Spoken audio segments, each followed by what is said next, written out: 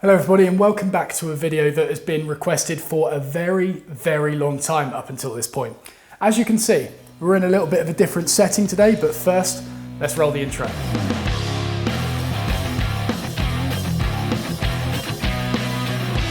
So in this video, I'm going to be showing you my finishing process for large, flat surfaces such as this, which like I say, has been requested for a very long time.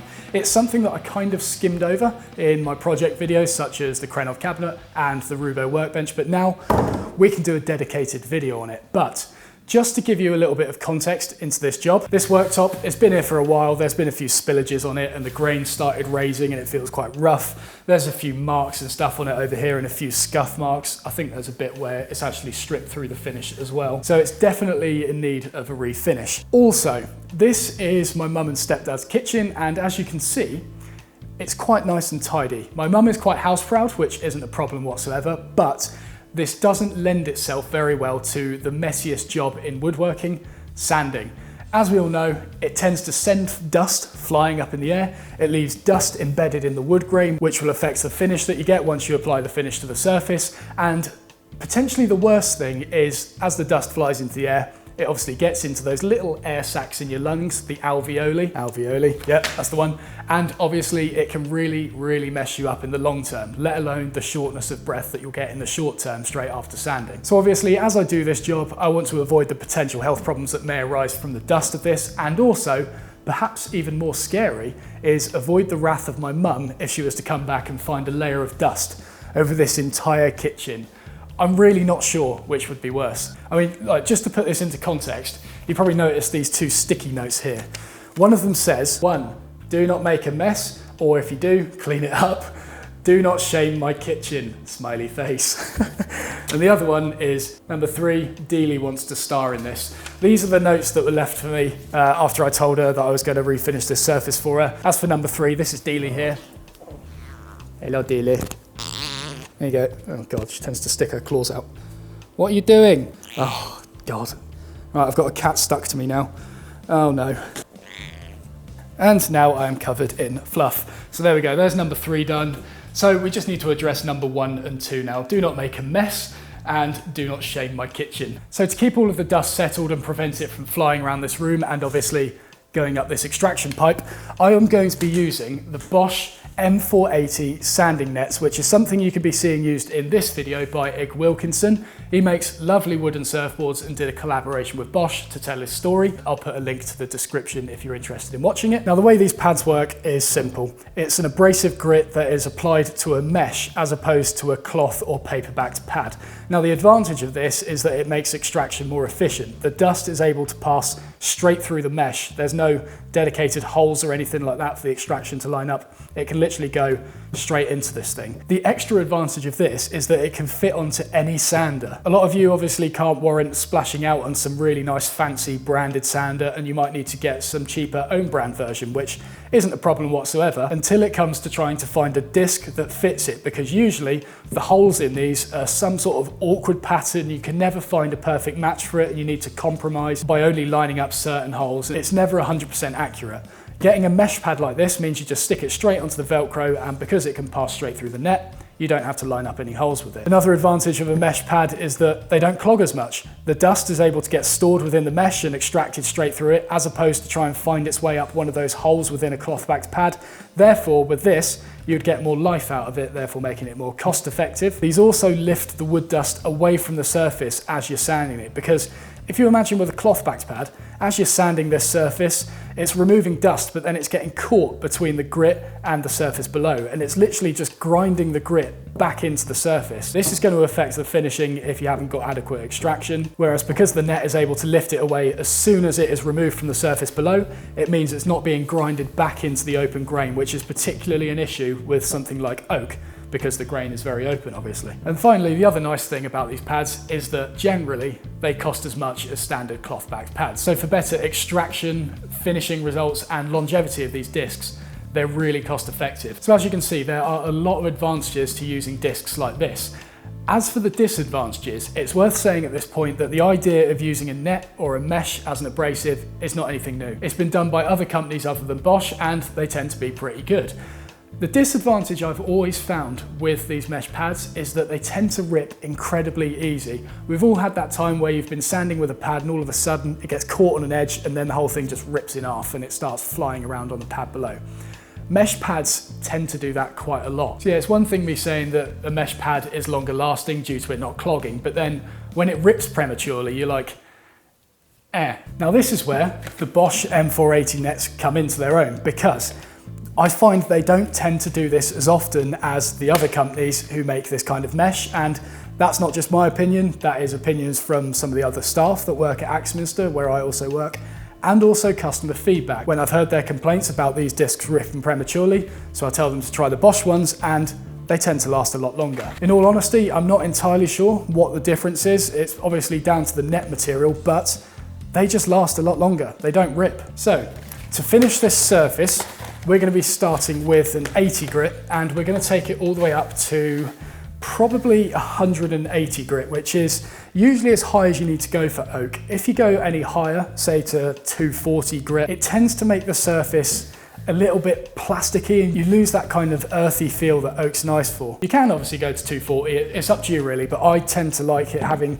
a little bit of a texture left behind. It still feels smooth, but it still feels like real wood, I suppose. Now the sander I'm using here is the Bosch GEX 125-150 AVE, which is something that I used loads at Rykertwood. I used it to finish my Krenov cabinet. I used it to finish my Rubo workbench. I found it to be a really, really nice machine, particularly because the vibration control on it is amazing. The only issue is because it's quite bulky, it's difficult if you need to sand a side surface or upside down or something like that. But in terms of vibration control and using flat like this, awesome. Really, really good sander. So in terms of sanding this surface, as I said, I've got a lot of marks to get removed from this thing. So what I'm going to do is chuck the 80 grit on and we're going to do some cross grain sanding, i.e. sanding across the grain like this, because you tend to be able to dig in a little bit more like that. As we all know, when we're sawing wood, it tends to be easier to cross cut it across the width of the grain as opposed to cutting with the grain. It's exactly the same with sandpaper. If you're working across like this,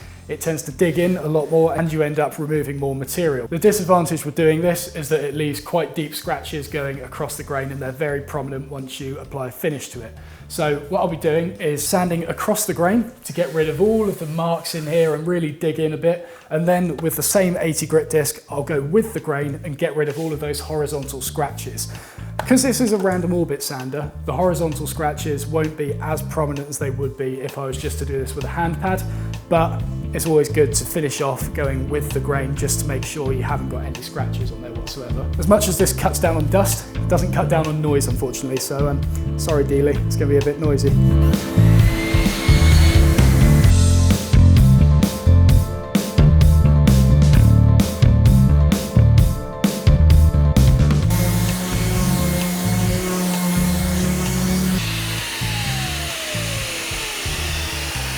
Take a quick look at the surface.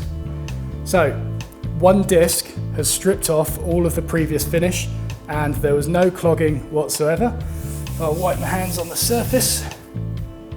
No dust whatsoever. My hand is perfectly clean. It is all gone up into the old extractor. And also here, where it's sort of like where I was sanding right up to the edge of the granite, no dust on there either. So that's the cross grain sanding done. Now let's go with the grain using the same 80 grit disc.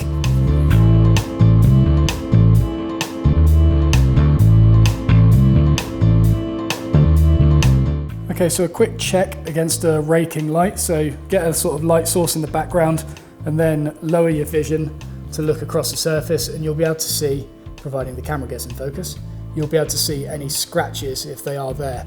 Now looking along this, we seem to be pretty good. Can't see any scratches whatsoever, which means the 80 grit has done its job. And this is a thing that's easy to overlook when sanding. If you've got any like really bad scratches and defects in the surface, there's no point in trying to remove those with a high grit because all that's going to do is follow the contours and whatever weird things come along with that defect. Get rid of it with the coarsest grit you have. Usually an 80 grit is fine with fine furniture making and things like that. If you're doing stuff with reclaimed wood and stuff that you're really trying to get back to a usable condition when it's soaked under like varnishes and paints and things, you want to go down to a coarse grit. But make sure you've got a uniform scratch pattern across the entire surface with your current grit before moving on to the next one. There's no point doing a job well over here when you've still got horizontal scratches and things going over here, and then you move to the next grit because you're making that bit look nice, but then this bit here will never be as good as that bit because you haven't given yourself a good foundation to start from.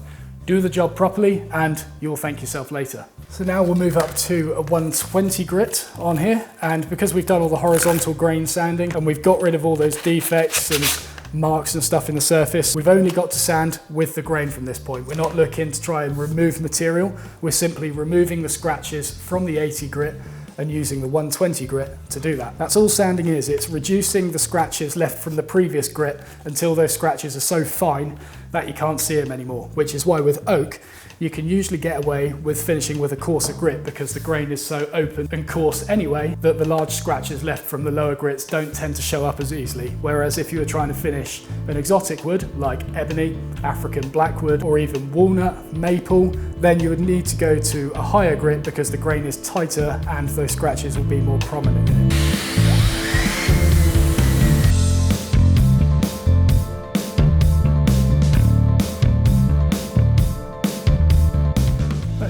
Quick visual check. So it's difficult to see scratches by this point, but what you're looking for is you'll kind of see like the dullness of the surface vary a little bit if there's bits that have had coarse sanding and then there's bits that have had fine sanding. So I'll just see if I can look for a bit that is kind of a good demonstration. Okay, yeah, it looks like I've got the entire surface. So I'm going to sand half of this with 180 grit and another half leave at the 120 grit. And we'll see if we can see the difference between them.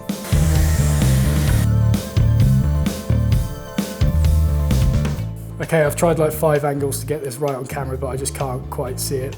But this seems to be the best angle for it. So it's kind of a bit more orangey here, I suppose, but then it's just, I don't know if you can see it. It's just a bit more cloudy in this area where I've done the 180 grit sanding, and then it kind of goes a bit more orangey here again. No, you can't really see it. Anyway, take my word for it. You can see it if you look very, very closely. You can also feel it as well, obviously, but it's difficult to look for small patches throughout a surface if you're just feeling it. Generally, you have to like look down and see if you can spot anything like that. But anyway, 180 grit.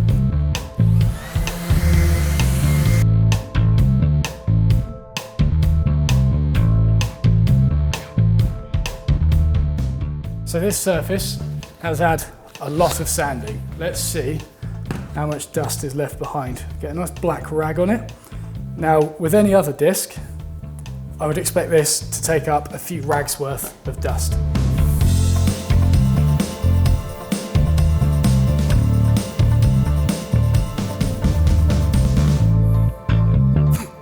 Yep.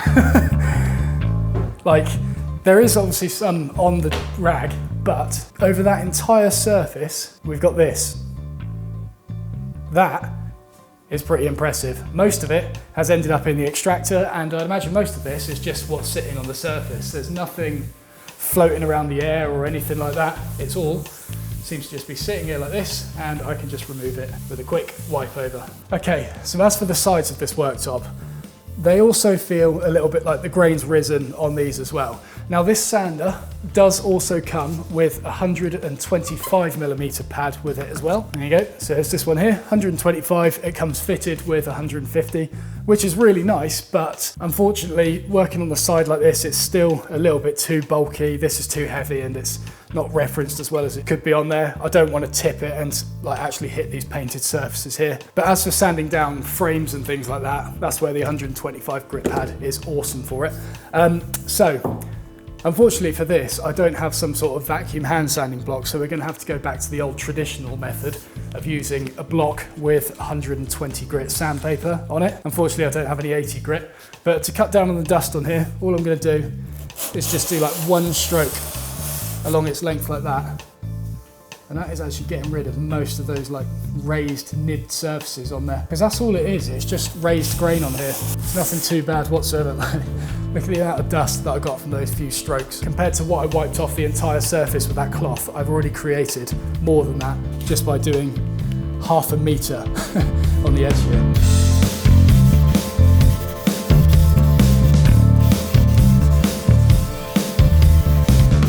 And that is starting to clog up due to the finish on there now. Like, it's just all ingrained in there, which would have been the problem with using a standard disc like this if I was doing the top surface. Just all gets ground into these bits of grit and it can't go anywhere. Whereas using the M480 net, that didn't happen.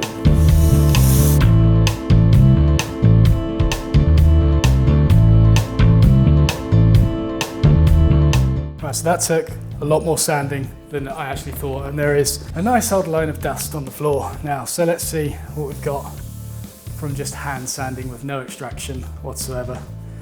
That's that side clogged. Yeah, that's all that one done.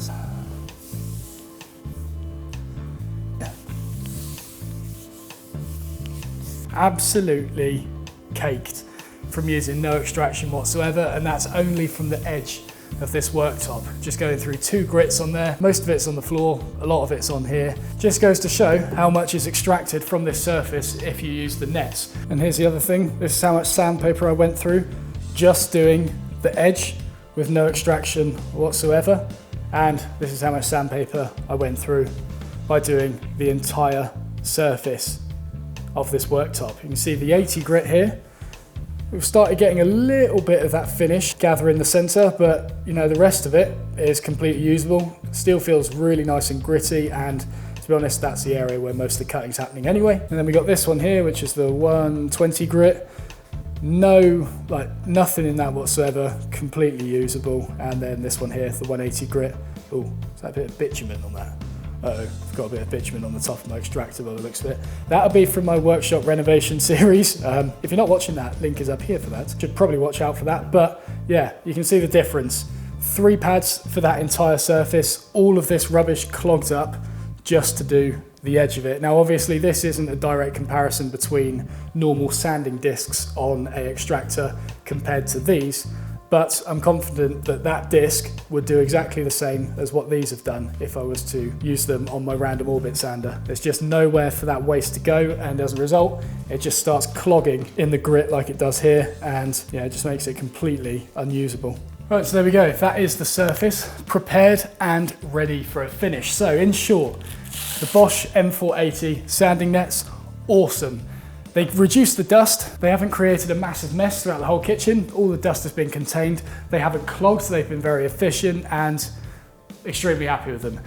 I've now got to vacuum up all of the hand sanding that I've done. I say all of the hand sanding, just that one edge has created an entire mess, and this hasn't. So yeah, it's absolutely awesome. It's great to see that the one problem I've had with mesh pads has been solved. They don't rip as easily, and they still retain all of the advantages that mesh pads have always had up until this point compared to the standard, I've lost them now anyway, the paperback discs that you use normally. So that's it for the sanding episode and surface preparation. In the next episode, I'll be showing you how I apply the OSMO finish and a few different ways of doing it and things to look out for when you are applying it. See you then.